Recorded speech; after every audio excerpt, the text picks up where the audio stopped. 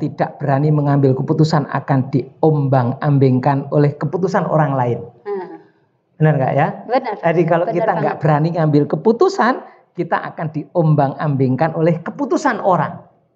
Dan oleh karena itu, maka kita mesti ngajari anak-anak kita untuk berani mengambil keputusan dan sekaligus berani nanggung risikonya. Wong setiap keputusan itu pasti ada risikonya. Bahkan tidak mengambil keputusan pun ada risikonya. Assalamualaikum warahmatullahi wabarakatuh. Waalaikumsalam warahmatullahi wabarakatuh. Jumpa lagi dengan kami di Move Up TV bersama saya Zakia Joban dan Jumala Multazam. Topik kita kali ini adalah bagaimana anak berani mengambil keputusan dan resikonya.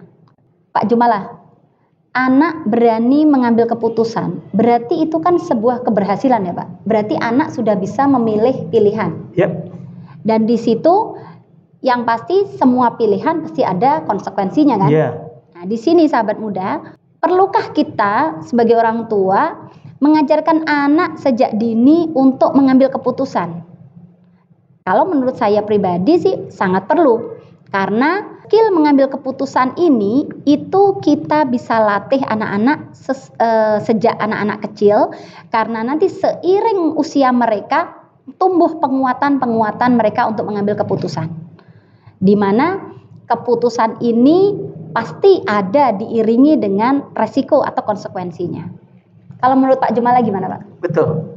Jadi keputusan ini salah satu life skill yang sangat penting. Ya, karena ini sangat erat hubungannya dengan leadership.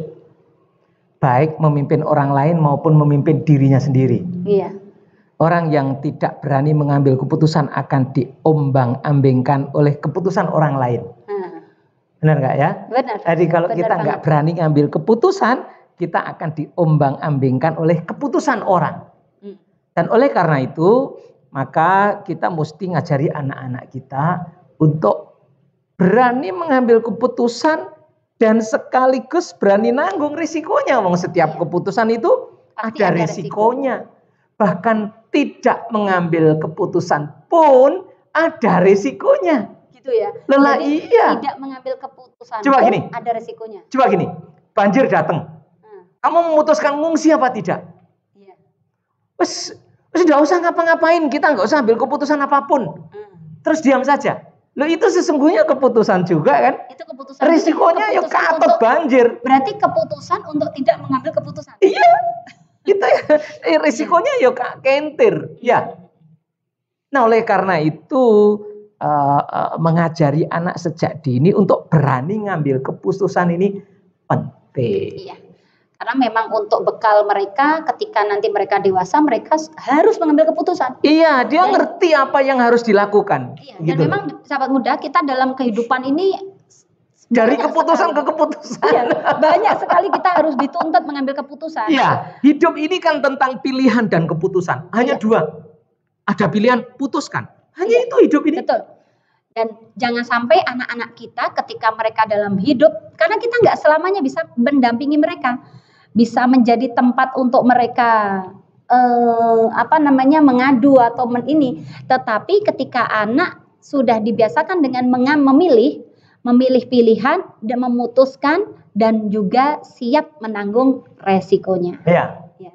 Jadi bekal penting ya Pak ya. Iya. Skill penting. Terus pertanyaannya, bagaimana mengajari anak-anak? Iya. Gimana caranya? Salah satunya berikan ruang dia untuk memutuskan. Berikan kepercayaan dia untuk memutuskan. Dan kemudian yang kedua, kalau sampai salah keputusan, ojo diamuk bahasa Jawane apa? Jangan disalahkan. Jangan dimarahi sampai dia itu trauma. Begitu.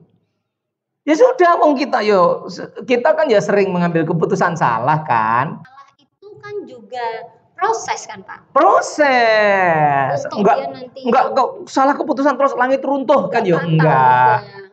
Iya toh? Iya. Jadi ya sudah ajari dia ruang-ruang yang memang pantas untuk perkembangan psikologinya sesuai dengan usianya. anak ini bisa deh tentang hal ini dia biar ambil keputusan sendiri. Ma ini yang mana, Pa ini yang mana, sudah putuskan sendiri. Begitu. Kalau saya menggarisbawahi tadi ini ya Pak Yudhimala ya. Jadi ketika anak mengambil keputusan, itu berarti kan anak sudah siap untuk menanggung resikonya, menanggung konsekuensinya. Iya. Ya kan? Karena dia tahu konsekuensi ketika pilihan A, B gitu kan, ada pilihan. Ini masih ada erat hubungannya dengan video kita yang sebelumnya. Kalau kita ngajari anak itu untuk berinisiatif, kreatif, itu sekiranya itu pada area dia. Iya.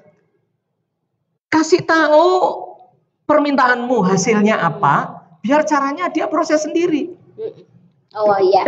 Biar cara belajar, biar diproses. Ojo kuabe ditoto, buku harus di sini nak. Iya. Ini lampu harus di sana, supaya kamu nanti enak nyaman. Menurut ilmu ini nggak usah kuabe ditoto. Iya. Wes naik lau ya didikte. Bisa jadi keputusan kita buat anak itu salah. Oh bisa jadi kan belum tentu cocok dengan dunia dia. Iya. Jadi memang anak itu kita beri tadi ya Pak Jumala, saya yang pertama tadi beri kepercayaan anak. Karena anak pun tahu apa yang mungkin baik buat dirinya, kita kasih ruang. Kecuali misalkan memang kita tahu ini membahayakan, gitu kan, harus kita rubah. Tapi selama memang tidak ada masalah, ya harus kita kasih ruang, gitu kan. Contoh kasih ruang gini loh, contoh itu konkret ya, biar konkret biar teman-teman sahabat muda tahu ya. Saya hanya ingin, nak, kamarmu mesti bersih dan rapi. Sudah, mau bersih rapi bentuknya kayak apa itu? Isa karpe mau itu ditaruh sana, ojo kuabe terus didikte harus di sebelah sini nak. Misal keputusan dia mau bersihkannya pagi sore, pagi hari, siang hari, sore kan keputusan dia. Kan? Begitu loh, kasih ruang dia itu. Menanggung resiko konsekuensinya. Gitu ya. Jadi apa tadi tipsnya? Kasih contoh. Kalau yang dari saya, beri ruang, berikan kepercayaan, dan kalau salah ojo dimarahi. Karena kita pun ya punya risiko salah keputusan juga.